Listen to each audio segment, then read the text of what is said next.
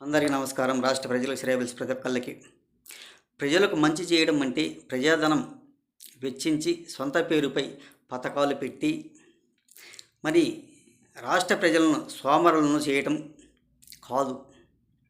మరి ఇచ్చిన అధికారం 5 ఏళ్లకేనని తిరిగి ప్రజల దగ్గరికి వెళ్ళాల్సి ఉంటుందని మళ్ళీ 5 సంవత్సరాలకి ప్రజల దగ్గరికి వెళ్ళాలి కదా అని సరిగా నడుచుకోవాల్సిన నాయకులు కూడా జీవితకాలం మనకే అధికారం ఇచ్చినట్లు వ్యవహరిస్తే రాష్ట్ర ప్రజలు ఇలాంటి తీర్పిస్తారని ఇప్పటికైనా గుర్తుంచుకోండి.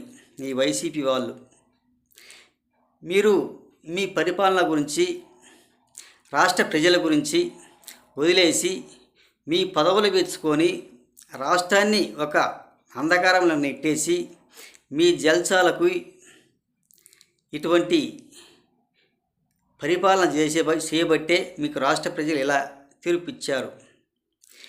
మీ నాయకులకు ఇచ్చిన వాళ్ళు రాష్ట్ర ప్రజలు ఇచ్చిన ఏ ఒక్క హామీ కూడా నెరవేర్చకుండా మన పదవీ కాలం జీవితాంతం ఇలాగే ఉంటుంది.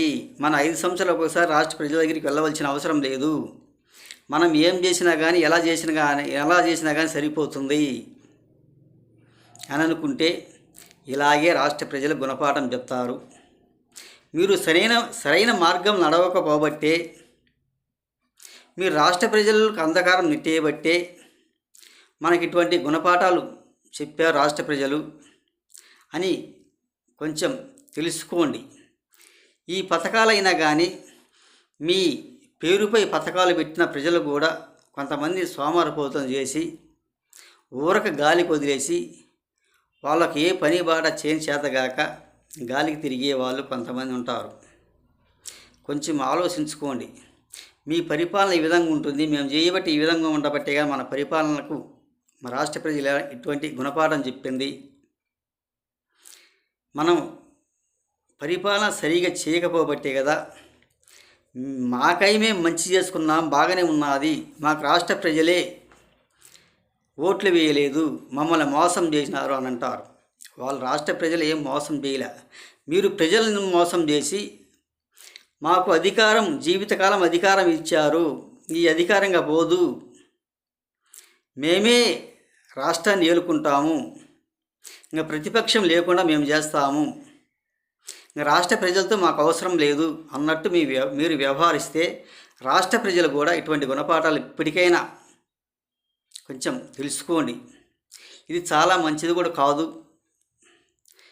అని ఇప్పటికైనా గుర్తుంచుకోవాల్సిందిగా ఈ వైసీపీ నాయకులు ఒక్కసారి ఆలోచించండి.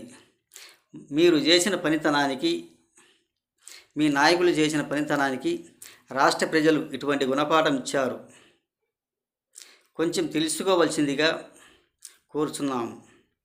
రేపు అలాగే ప్రమాణ స్వీకారానికి వెళ్ళే ప్రతి ఒక్క ప్రజలు కూడా ఎవరంతటినా వాళ్ళు వెళ్తారు, వెళ్ళవలసినందరూ వెళ్ళండి.